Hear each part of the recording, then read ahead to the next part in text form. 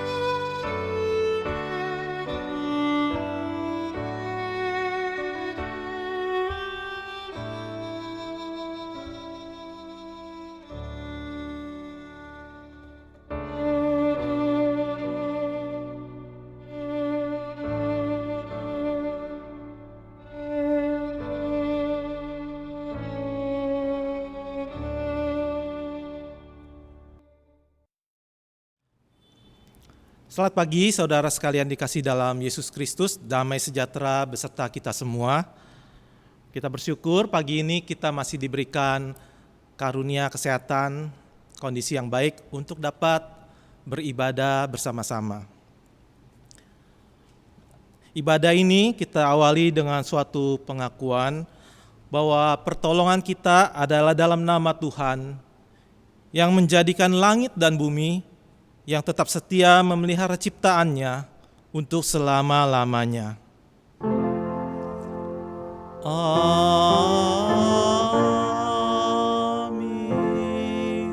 Amin.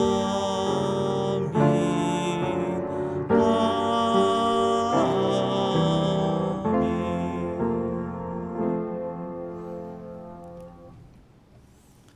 Kasih karunia dan damai sejahtera dari Allah Bapa kita dan dari Tuhan Yesus Kristus menyertai saudara sekalian.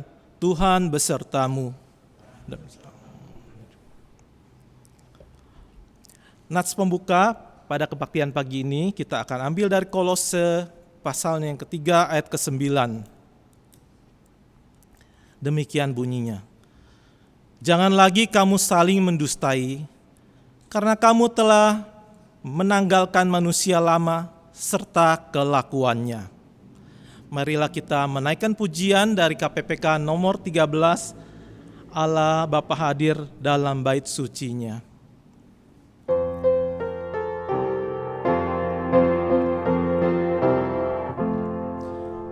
Allah Bapa hadir dalam bait sucinya, sembahlah sujud padanya.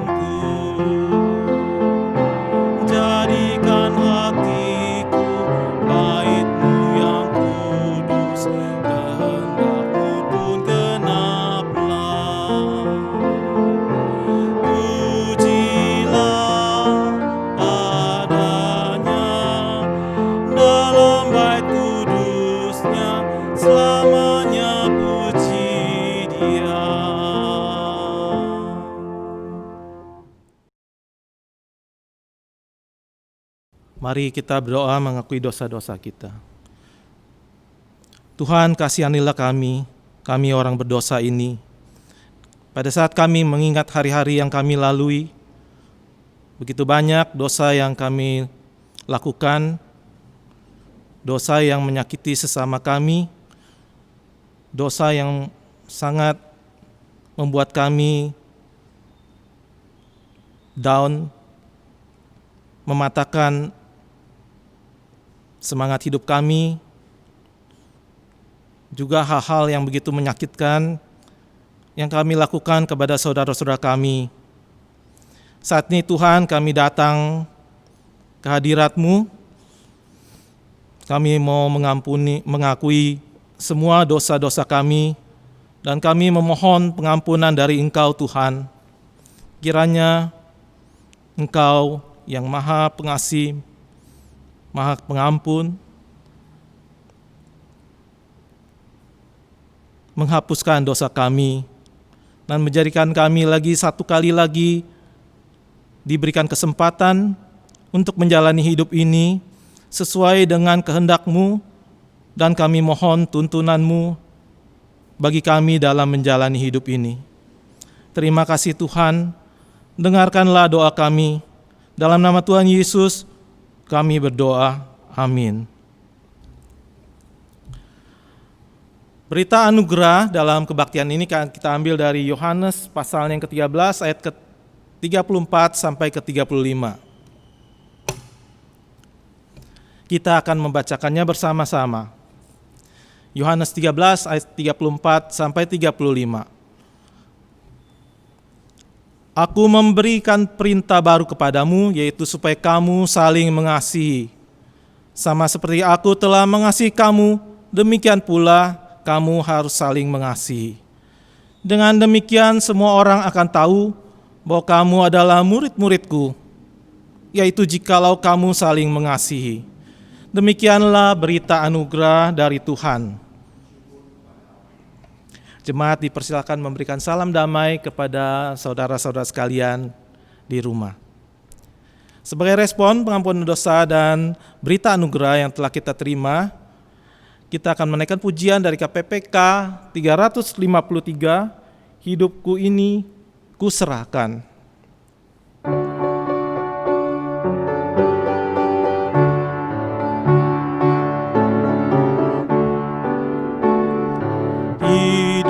Jiwaku Tuhan, padamu kuserahkan, kuserahkan waktuku untuk membalas kasih-Mu, dibasuh di dalam darah-Mu, darku dijadikannya kudus, segenap jiwaku sepenuh hatiku selamanya bagi-Mu, seturut kehendak-Mu, kuasailah hidupku, hatiku bait suci-Mu, Roh-Mu penuhi daku, dibasuh di dalam darah-Mu, dijadikannya kudus, senap jiwaku sepenuh hatiku selamanya bagi-Mu. Interlude.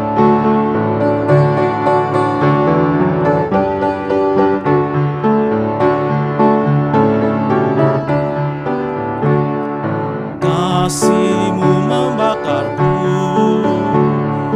ku serahkan diriku, semua milikku hanya serah padamu,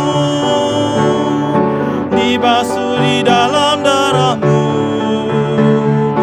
darku dijadikannya kudus, segenap jiwaku sepenuh hatiku selamanya bagi-Mu.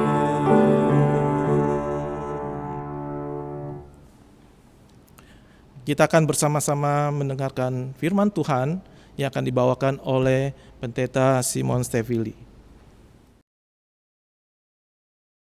Baik, mari saudara, sebelum kita baca dan renungkan sabda Tuhan ini, kita mohon pertolongan Tuhan. Mari kita berdoa. Bapa, kami menyerahkan pembacaan dan perenungan kami, sehingga kami juga boleh menjadi orang-orang yang tulus hati, yang memiliki kejujuran, yang memiliki karakter yang kuat untuk membangun komunitas kami. Kiranya teks yang akan kami renungkan bersama melengkapi, sehingga kami juga siap mengalami perubahan dan mengisi perubahan itu yang berujung kebaikan, karena kami mengawalinya dengan apa yang disebut kejujuran. Kasihanilah kami Tuhan, dan tolonglah kiranya Engkau berkenan menguatkan kami, menyertai kami. Engkau jugalah yang ditinggikan dan dipermuliakan. Dalam nama Tuhan Yesus kami berdoa. Amin. Baik saudara, saya akan membacakan sabda Tuhan yang terambil dari Efesus pasal yang keempat, ayat 21 sampai 25. Demikian sabda Tuhan. Karena kamu telah mendengar tentang Dia dan menerima pengajaran di dalam Dia menurut kebenaran yang nyata dalam Yesus, yaitu bahwa kamu berhubung dengan kehidupan kamu yang dahulu harus menanggalkan manusia lama yang menemui kebinasaan oleh nafsunya yang menyesatkan, supaya kamu dibaharui di dalam roh dan pikiranmu, dan mengenakan manusia baru yang telah diciptakan menurut kehendak Allah di dalam kebenaran dan kekudusan yang sesungguhnya. Karena itu buanglah dusta dan berkatalah benar seorang kepada yang lain, karena kita adalah sesama anggota. Sampai sedemikian jauh pembacaan sabda Tuhan. Yang berbahagia adalah mereka yang mendengar dan yang memelihara di dalam hidupnya. Haleluya. Haleluya. Haleluya.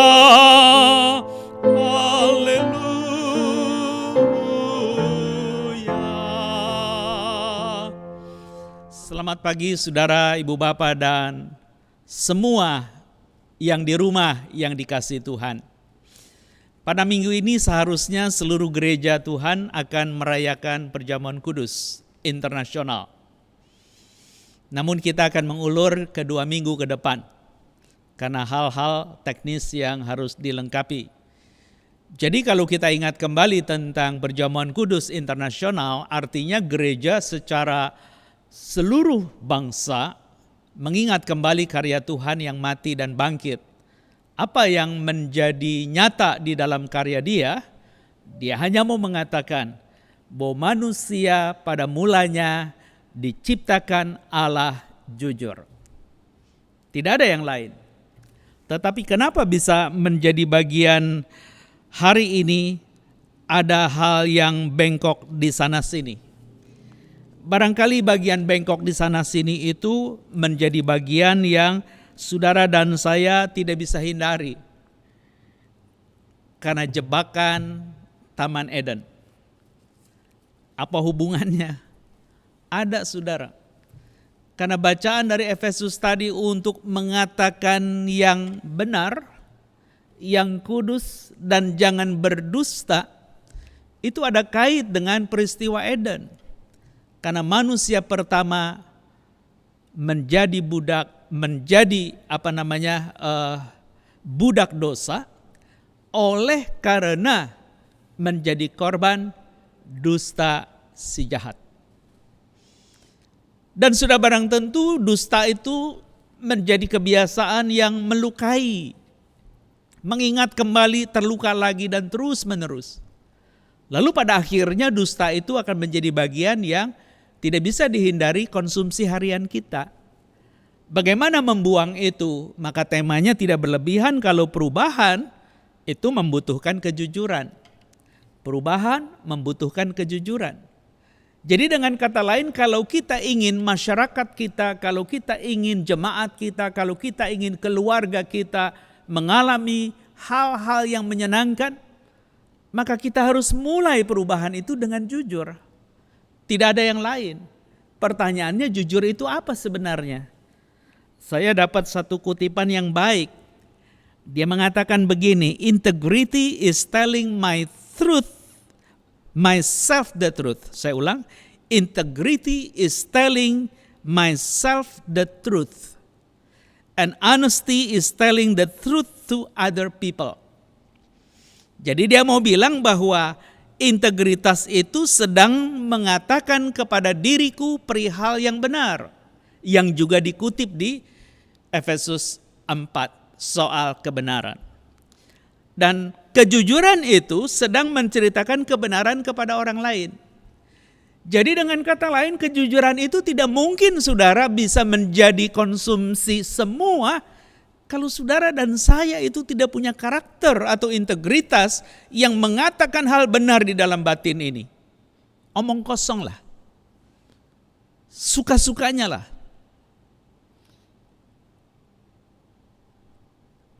Jadi kalau Anda dan saya hari ini tidak punya karakter yang baik, mendengar tentang kebenaran yang Tuhan itu sudah mati dan bangkit, dan pada minggu ini seluruh dunia merayakan perjamuan kudus, jangan lupa, dia mati itu menjadi tanda bahwa kita pernah mengingkari janji. Dia mati menjadi meterai bahwa semuanya sudah diselesaikan supaya engkau dan saya meninggalkan manusia yang lama dan melatih manusia baru. Berarti di dalam batin kita harus ada karakter Kristus sebagai wujud integritas. Karena makna integritas itu adalah orang yang terus-menerus hidup di dalam kesetiaan. Dan kesetiaan itu sendiri mengambil istilah iman di dalam kitab Perjanjian Baru. Maaf. Jadi orang yang punya integritas sebenarnya adalah orang yang sedang menghidupi imannya. Dan dia terus berjalan di dalam kesulitan tetapi tetap setia. Dan itu menjadi berita benar yang dia sampaikan akhirnya kepada orang lain. Dan itu yang dibilang dengan kejujuran. Kenapa? Karena dia sudah berdamai dengan dirinya. Bahwa kebenaran itu memang memerdekakan saya.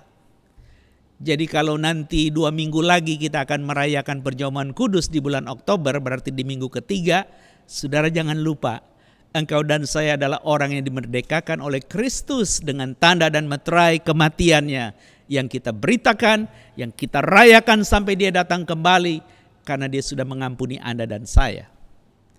Saudara-saudara, waktu tadi kita membaca bagian itu, kita menjadi teringat, mengapa harus mengatakan yang benar, bukan dusta? Karena dusta itu sebenarnya bisa disebut dengan kebenaran separuh.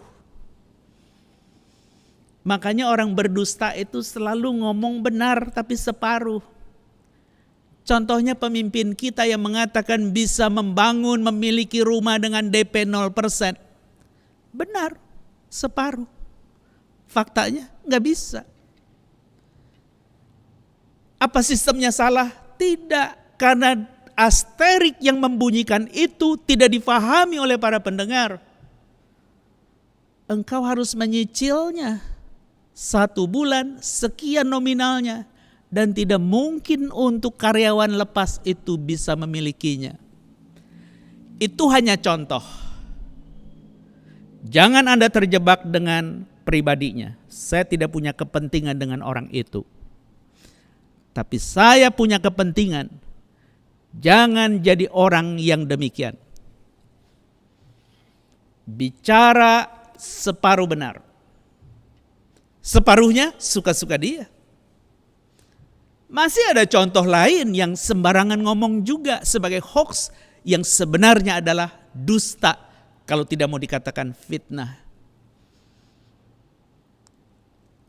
Barangkali ini bukan tempat gurauan hari ini. Tapi memang itu seperti gurauan. Air dari langit turun ke bawah, kenapa bikin saluran? Itu kan gurauan. Nah, masih banyak lagi. Mungkin Anda bilang kamu tendensius ya menuju ke orang itu. Saya mau mengatakan dia bicara setengah kebenaran. Dan saya tidak gentar untuk argumen dengan orang seperti itu. Kalau Anda tanya kenapa, berarti dia tidak pernah mendengar benar yang sepenuhnya kepada batinnya. Dia pun punya kosong separuh kebenaran. Dan itu melayang-layang dibangun sebuah argumen dengan teori-teori. Dan akhirnya disampaikan kepada orang dan orang mendengarnya sebagai kebohongan. Karena intinya adalah tidak jujur. Jangan tiru. Saya ingin saudara-saudara menyadari bagian ini dengan serius. Kita kembali kepada bagian tadi. Kalau narasi Eden, manusia jatuh karena jebakan si iblis yang berdusta. Dan itu pemutarbalikan. Sama idenya makan buah. Tapi dia mengalihkan. Bukankah Tuhan mengatakannya? Bahwa semua buah pohon di taman ini tidak boleh dimakan kecuali yang di tengah. Itu pemutarbalikan. Tapi sama idenya makan buah. Dan orang tidak ngeh. Kenapa? Karena di dalam percakapan itu ada lompatannya. Kalau engkau makan, engkau sekali-kali tidak mati. Tapi engkau menjadi seperti Allah. Sering setengah kebenaran itu adalah lompatan ide yang membuat orang kepengen seperti itu. Dan akhirnya mereka jatuh di dalam kekelaman. Saudara-saudara yang dikasihi Tuhan. Kalau kita siuman bahwa nas tadi sudah mengingatkan kita. Jangan berkata dusta. Satu dengan yang lain. Berarti kalau mengatakan yang benar itu apa? Ternyata mengatakan yang benar itu sederhana. Di dalam berita anugerah itu Yesus sedang mengatakan yang benar. Coba Anda perhatikan di dalam konteks Yohanes 13 tadi. Dikatakan di dalam perintah baru itu. Aku memberikan perintah baru kepada kamu, yaitu supaya kamu saling mengasihi. Sama seperti aku telah mengasihi kamu, demikian pula kamu harus saling mengasihi. Dengan demikian semua orang akan tahu bahwa kamu adalah murid-muridku, yaitu jikalau kamu saling mengasihi. Pernahkah saudara perhatikan perikop itu diawali di ayat 31 dengan menegaskan sesudah Yudas pergi, berkatalah Yesus, sekarang anak manusia dipermuliakan dan Allah dipermuliakan di dalam dia. Ini bahasa isyarat yang mau mengatakan tentang awal waktu menghitung mundur sampai dia mati. Dimulai dari mana? Si culas itu pergi dan tidak boleh berbagian di dalam persekutuan orang kudus. Siapa si culas? Dibunyikan namanya. Berarti perintah baru itu dia tidak dengar. Iya. Berarti dia tidak akan pernah mengalami. Betul. Berarti Tuhan tidak baik. Dia tetap baik. Kalau tetap baik, kenapa tidak diperbaiki di situ? Kamu siapa ngatur Tuhan? Bukankah dia sedang mau membereskan sebuah perubahan? Supaya kita bisa mengalami pembaruan. Dan itu harus dimulai dengan kejujuran. Dan kejujuran adalah kebenaran yang disampaikan kepada banyak orang. Karena kebenaran yang sama sudah mengatakan itu kepada diriku. Jadi kalau hari ini kebenaran itu tidak mengubah saudara. Mimpilah untuk kita mengalami perubahan. Tapi kalau saya dan saudara sudah mengalami perubahan itu dengan menyatakan dia benar. Dan kebenaran itu memerdekakan saya akan sampaikan kepada banyak orang bahwa kebenaran yang sama akan memerdekakan kamu kalau engkau percaya kepada kebenaran itu. Dan ternyata kebenaran itu yang disampaikan Injil Yohanes bukan soal konsep teori, tapi kebenaran itu menjadi sangat personal karena dia mengatakan, kalau anak itu memerdekakan kamu, engkau sungguh-sungguh merdeka.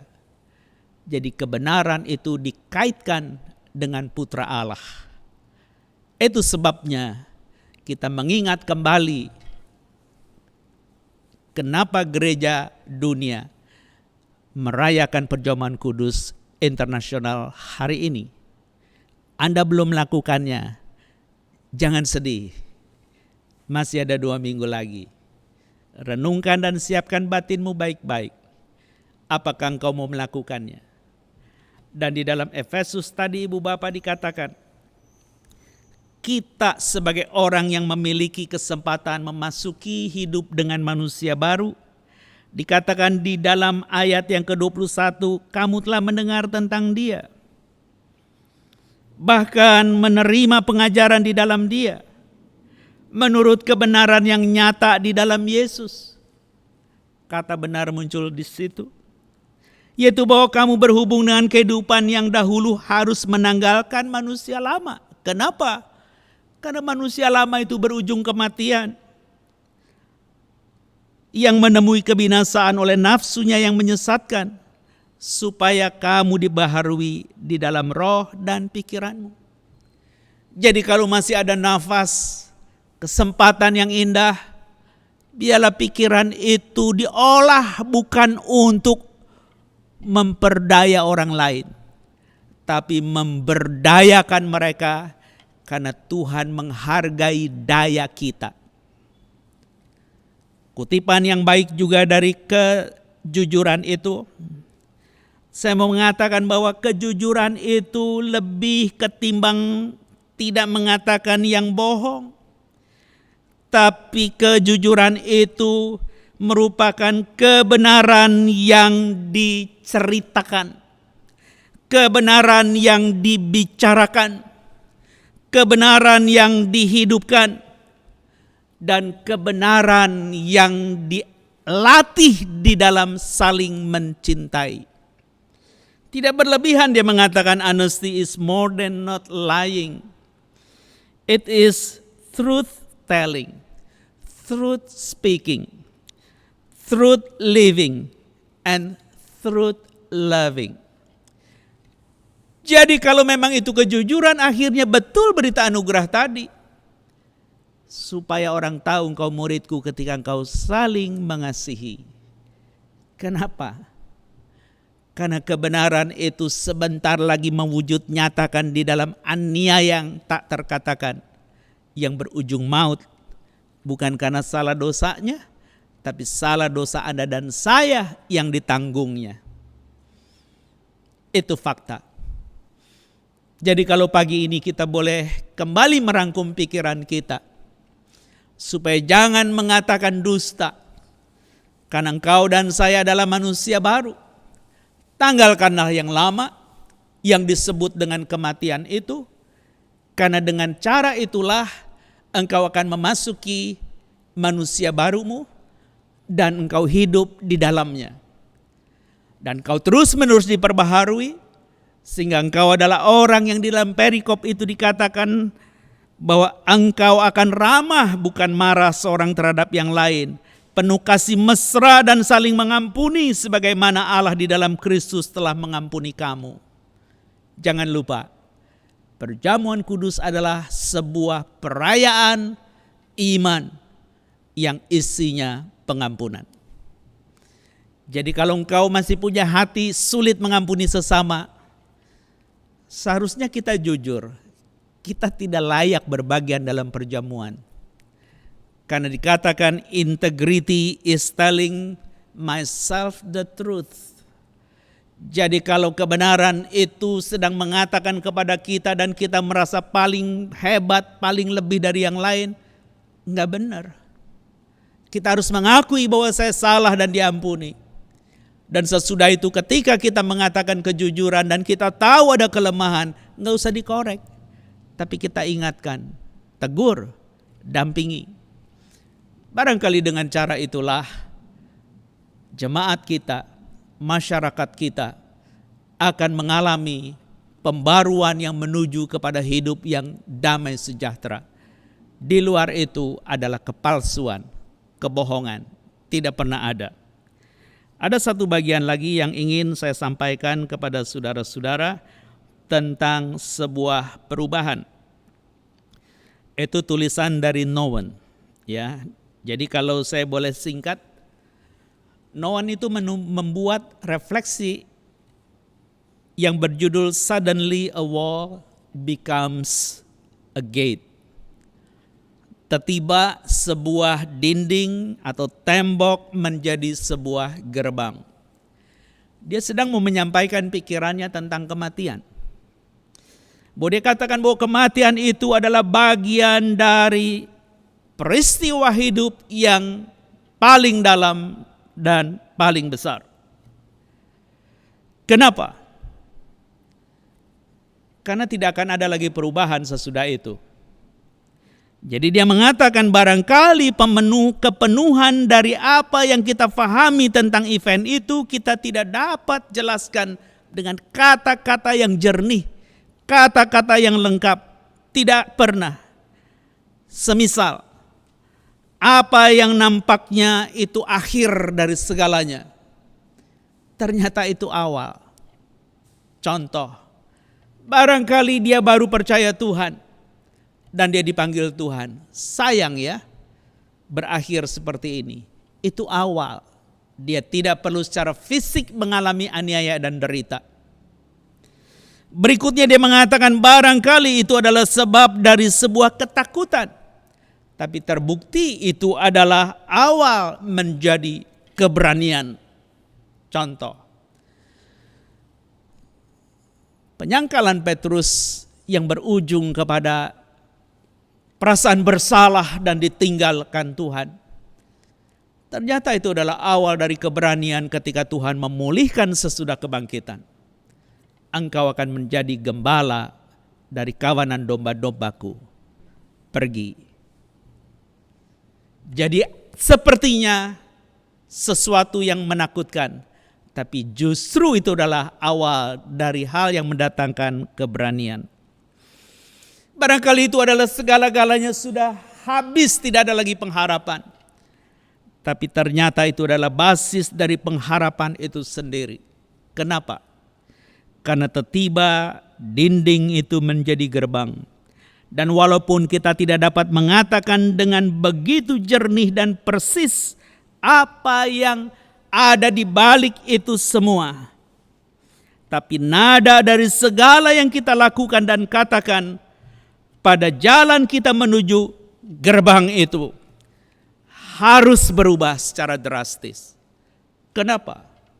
Karena patokanmu bukan lagi tembok yang melindungi, tapi gerbang yang mengizinkan jangan-jangan engkau dan saya akan menjadi pelindung sesama. Harga yang engkau harus bayar.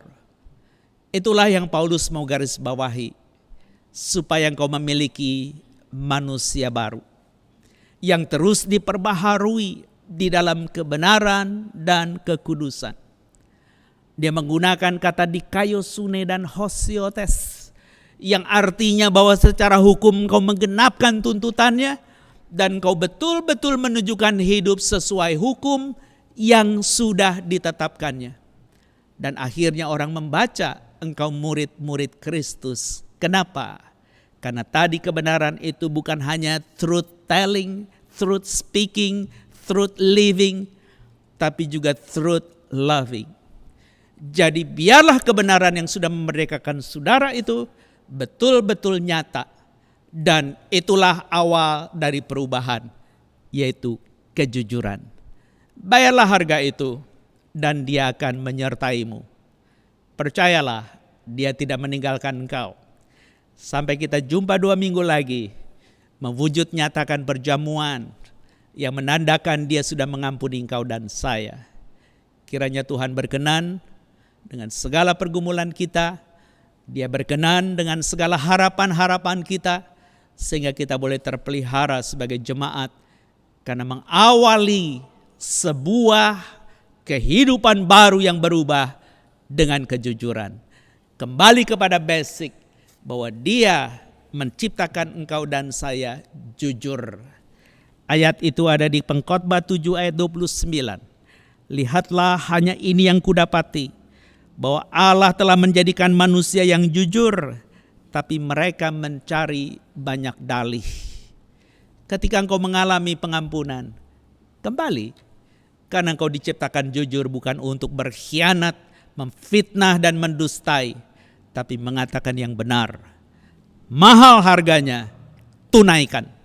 Karena dengan cara itulah engkau akan dihormati. Dan bagian yang tadi ditegaskan itu, ibu bapak dan saudara sekalian, dikatakan juga tidak ada warisan yang begitu bernilai ketimbang kejujuran. Tulisannya, no legacy is so rich as honesty.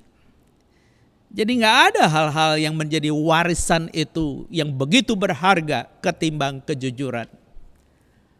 Maka biarlah engkau dan saya tetap jujur. Ada banyak contoh, tapi saya tidak akan bawakan ini. Mungkin nanti saya kutip 2 minggu yang akan datang. Tapi hari ini, biarlah cukup engkau dan saya mendapatkannya. Kebenaran yang menceritakan banyak hal bagi diriku, itu karakter yang diubahkan Tuhan sebagai integritas. Ketika ini diberitakan kepada banyak orang yang lain bahwa aku berubah karena Tuhan yang berkarya, itulah yang disebut dengan kejujuran. Maka biarlah engkau menjadi berita yang menyampaikan kebenaran kepada dunia. Inilah saya yang Tuhan pulihkan. Kiranya Tuhan menolong saudara, Dia akan terus menolong kita. Amin. Mari saudara, kita memasuki saat hening sesaat.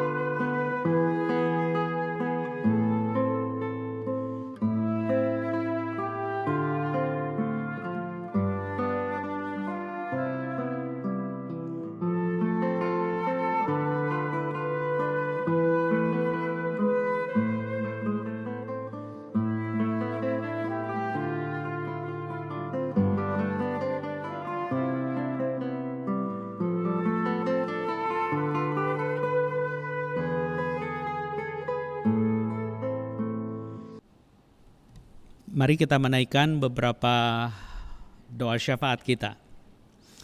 Bapa yang baik, tolonglah kami untuk tidak sekedar memahami firman yang tadi kami baca dan renungkan, tapi memberikan keberanian kepada kami untuk menyampaikan kabar baik tentang perubahan yang Kau rindukan, berawal dari kejujuran. Itu berarti kami kembali kepada kitah, kepada citra yang pertama kali Engkau bangun di Eden, supaya kami boleh menjadi wakil Tuhan yang penuh otoritas di muka bumi. Bukan untuk menunjukkan kehebatan, tapi agar orang lain mengalami perubahan. Yang lemah menjadi kuat, yang buruk menjadi baik, yang salah menjadi benar. Kiranya Engkau menolong kami ya Allah, sehingga kami boleh menjadi agen-agen perubahan. Karena kebenaran-Mu sudah memerdekakan kami. Dan kebenaran yang menghasilkan buah dari kemerdekaan hidup yang tidak lagi dikuasai dosa, membuat kami berani mengatakan yang benar, bukan dusta. Karena itulah kitah dan citra yang Engkau bangun. Kami ingin hidup di dalamnya, sehingga kami boleh terus-menerus mengalami pembaruan, yang pada akhirnya kami berjumpa denganmu. Dan ketika kami hari ini harus merenung kembali, mengapa semua itu terjadi? Karena Engkau sudah mengampuni kami, dan tuntas karya-Mu di kayu salib, sehingga kematian dan kebangkitan-Mu yang begitu mengubah wajah ciptaan, akhirnya diingat kembali melalui sakramen perjamuan kudus, agar kami hidup di dalamnya. Kami tertunda 2 minggu, namun kiranya Engkau berkenan, di minggu ketiga Oktober, kami dapat mengisinya. Biarlah gereja-gereja di seluruh dunia yang hari ini merayakan perjamuan kudus mengingat kembali asal muasal kematian dan kebangkitan-Mu yang diperingati sampai Engkau datang. Karena di dalamnya ada berita pengampunan dan pertobatan. Di dalamnya hidup yang penuh integritas yang mengakar di dalam iman. Sehingga kami boleh menjadi saksi Kristus di muka bumi. Terima kasih untuk pertolongan-Mu. Sertai saudara-saudari kami yang lemah tubuh dan sakit. Biarlah Tuhan memberikan pengampunan, memberikan kelegaan, memberikan kesembuhan dan pemulihan. Kiranya Engkau berkenan menolong mereka semua. Kami tetap berdoa untuk Pak Haryono Setiobudi, Pak Irawan Sandi, Ibu Berta, Ibu Sunarti, Ibu Lanling, begitu juga Ibu Mary Lesmana, begitu juga saudara kami Stephen, Peter, Budiman.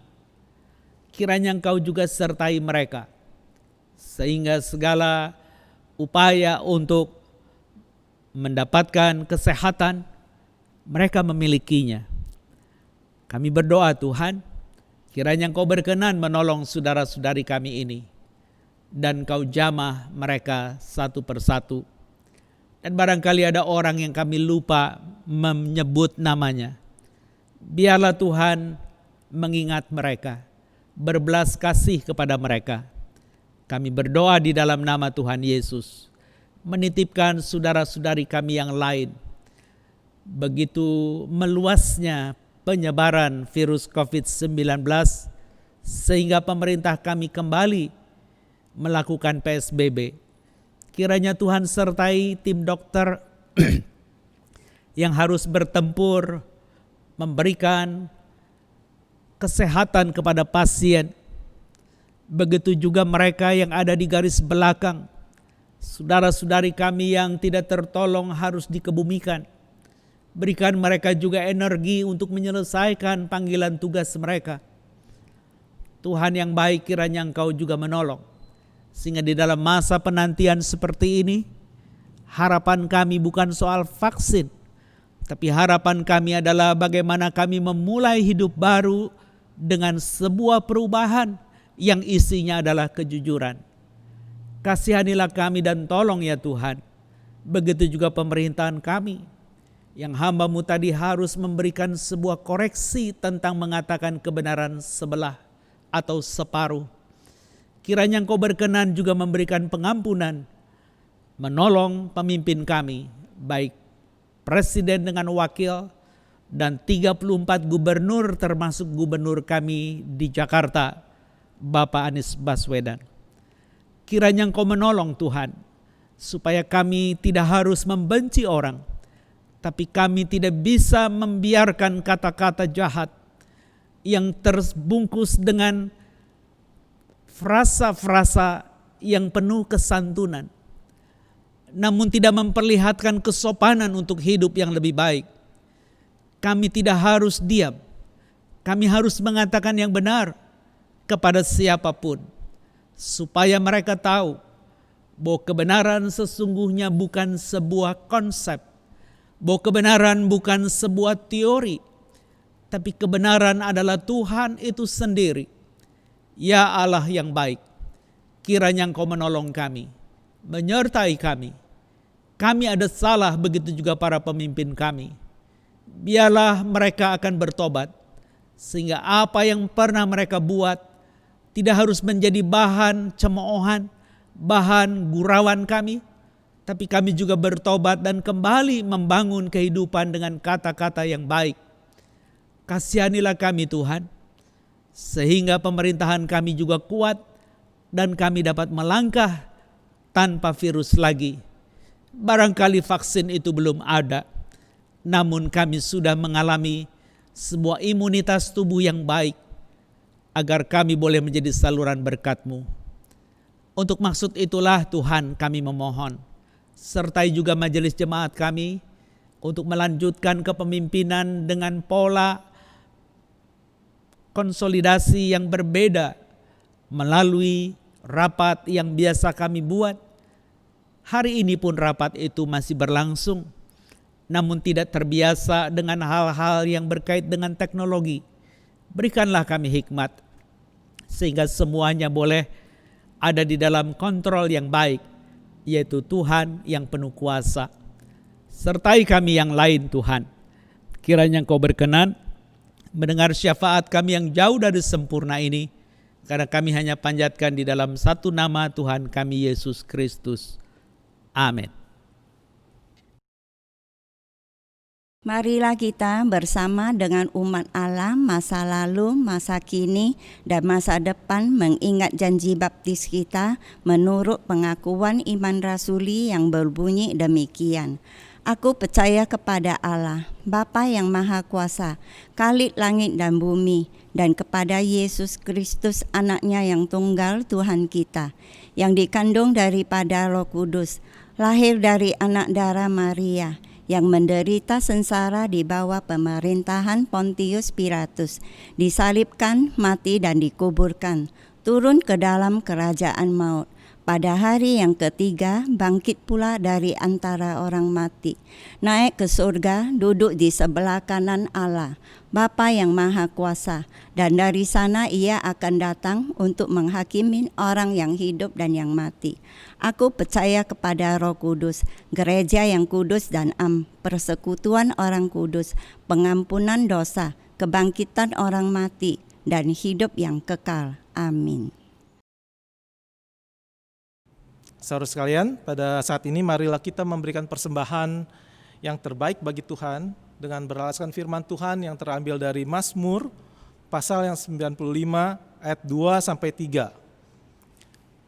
Berbunyi demikian, biarlah kita menghadap wajah-Nya dengan nyanyian syukur, bersorak-sorak baginya dengan nyanyian Mazmur.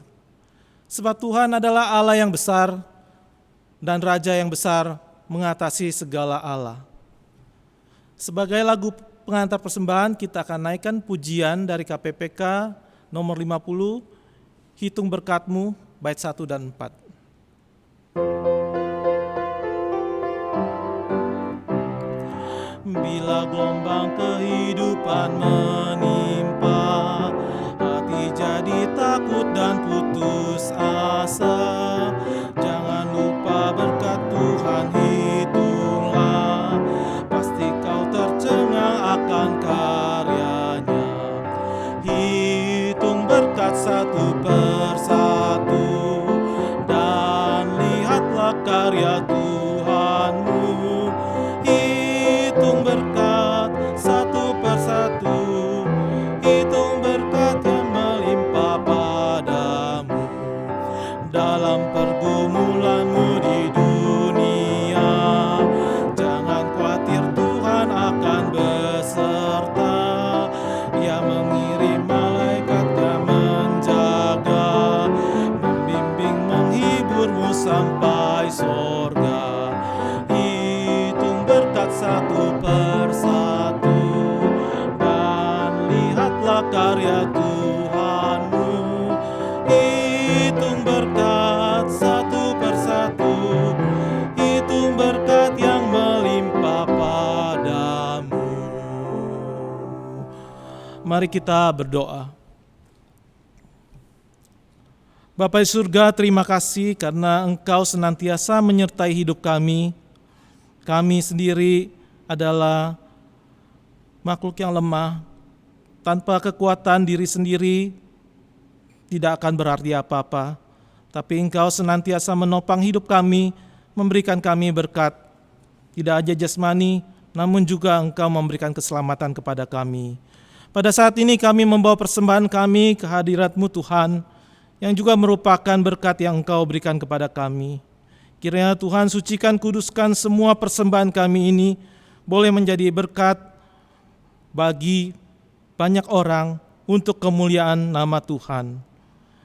Di atas semua itu, kami persembahkan hidup kami yang kudus untuk Engkau pakai Tuhan, untuk memperbesar kerajaan-Mu di bumi ini. Terima kasih Tuhan, di dalam nama Tuhan Yesus kami berdoa dan bersyukur. Amin. Saudara sekalian, kebaktian ini hampir selesai. Marilah kita memuji dan memuliakan Tuhan di dalam kehidupan kita. Kita akan naikkan doksologi dari KPPK nomor 53. Puji Allah Bapa Putra,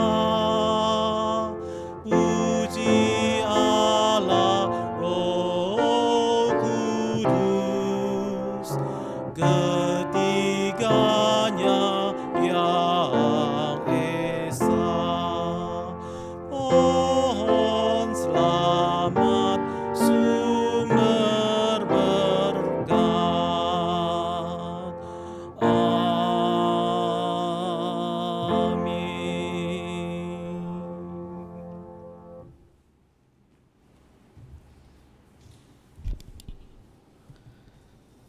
Saudara, kita akan menyelesaikan ibadah ini dan kita akan kembali ke rumah masing-masing. Biarlah firman Tuhan itu menguasai saudara sepanjang minggu, agar kebenaran itu berbicara kepada batin dan sampaikan kepada orang lain, dan itu adalah sebuah isi dari perubahan hidup baru, yaitu kejujuran. Untuk itu, arahkanlah hati saudara. Jadilah saksi Kristus, terpujilah Tuhan. Pergilah dan terimalah berkat Tuhan. 领受祝福，愿主耶稣基督的恩惠、天父上帝的慈爱，并圣灵的感动与交通，常与你们同在，从今时直到永远。Anugerah Tuhan Yesus Kristus dan kasih Allah, persekutuan Roh Kudus, senantiasa menjadi penyertaanmu dari hari ini sampai selama-lamanya. Amin.